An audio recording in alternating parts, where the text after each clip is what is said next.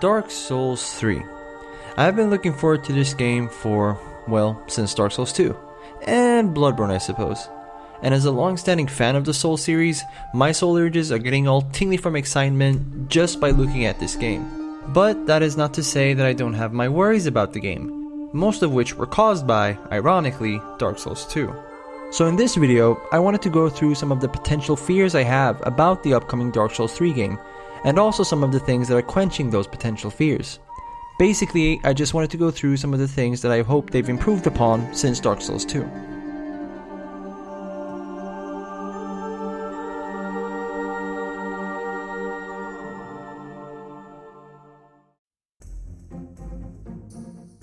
First off, don't get me wrong, Dark Souls 2 is a dang good game.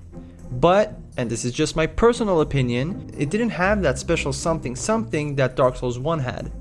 What is that special something, you ask? I don't know, different people credit different things. Some say it's the amazing gameplay in which you have to mind every single move you make, and some credit the insane interconnected world FromSoft has created. And some might say it's that Miyazaki touch that makes that Souls game so good. I mean, just look at that schmexy Japanese goodness. Oh yeah. But honestly, from the gameplay footage that is already out there, and from the accounts of the people that have played the game, it certainly looks like Dark Souls 3 is bringing back some of that special something that Dark Souls 1 had.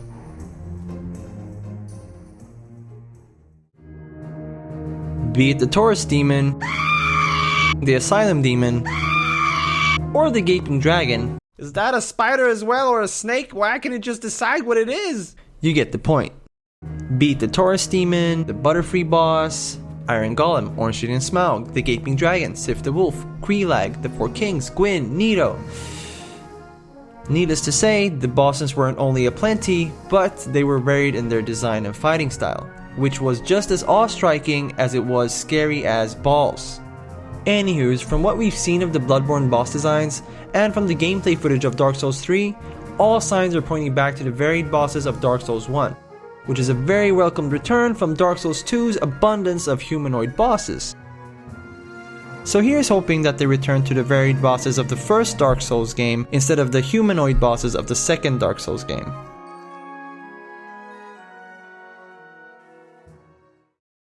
Now, I don't know about you guys, but to me, the world and the environments of Dark Souls 1 was one of the most important parts of the so-called Dark Souls experience.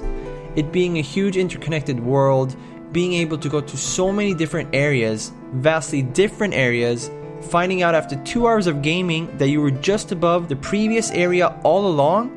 All these aspects combined made the entire world feel alive and real in a way that many other games still don't. And while these things weren't really nailed in Dark Souls 2, it was done pretty well in Bloodborne actually, which gives me a lot of hope for Dark Souls 3. I mean, just imagine the intricacy of the world of Bloodborne, but then being used in the scale of Dark Souls 1, or even bigger for that matter. And that Hidetaka Miyazaki, the mastermind behind this whole series, is personally in charge for the world design of Dark Souls 3. Allow me to just say, wah wah wee wah. I don't know how to do jokes. You know the saying, you don't know what you've got until you've lost it? Well, the heaviness was one of those things. Whoa, this is heavy. And whoo boy are things looking heavy in Dark Souls 3. I mean, just look at that fat ass armor. Fat armor. Okay, on a serious note, the gear actually adding weight is something I kinda missed / didn't miss in Bloodborne. Bloodborne's lack of heaviness kind of made me appreciate both approaches to weight handling. On one hand, Bloodborne kept all players fast at all times, which was probably done in order to spur the fast gameplay. On the other hand, giving the player the freedom to choose whether they want a more tanky method of play or a more risk-taking way to play was kind of awesome as well. One thing I'm happy that Bloodborne did though was to make me realize that I don't have to have massive amounts of armor to be able to beat a Souls game. That being said, I can't wait to get back some of that fat ass armor. Fat armor. Gotta stop with the jokes.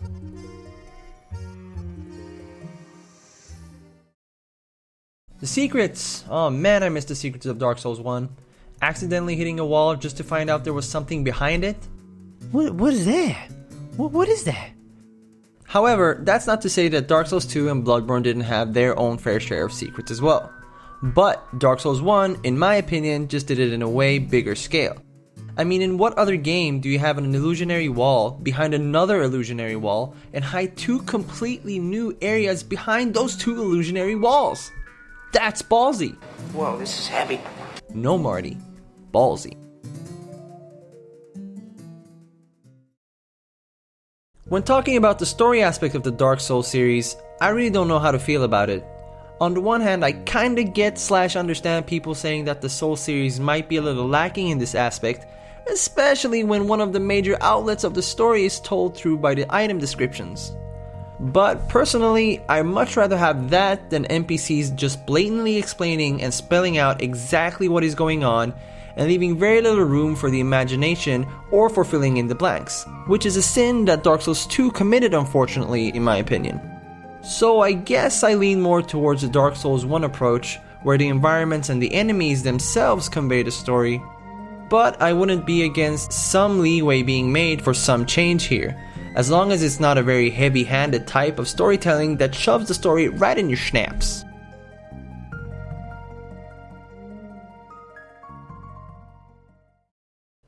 Okay, so those are the things that I, hope Dark Souls 3 does, but it'll probably do, but you can never be 100% sure. Okay, I'm gonna stop this. The title is already way too long already. Oh my god, what am I doing? Stop it already.